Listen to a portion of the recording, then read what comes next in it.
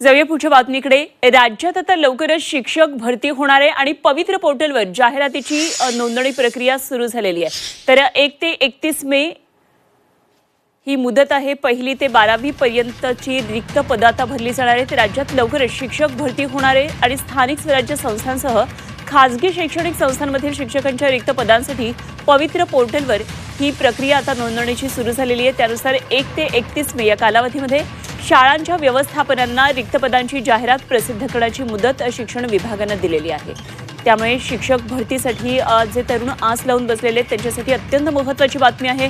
शिक्षक भरतीसाठी आता लवकरच रिक्त पदांवर ही भरती सुरू होती आहे आणि त्यासाठी अर्ज करण्याची जी मुदत आहे, सगळी प्रक्रिया आहे ही पाहता येणार आहे आणि लवकरच पवित्र पोर्टलवर ही सगळ्या जाहिरातींची नोंदणी प्रक्रिया आता सुरू होती आहे।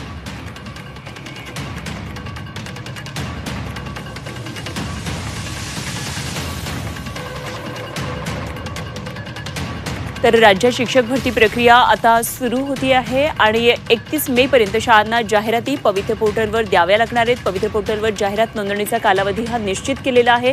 त्यामुळे आपल्याला ज्या शाळेमध्ये पदाची भरती आहे या ठिकाणी दिसणार आहे। 1ली ते 12वी साठी शिक्षक भरती होणार आहे आणि स्थानिक स्वराज्य खासगी संस्थांमध्ये शिक्षक भरती होणार आहे।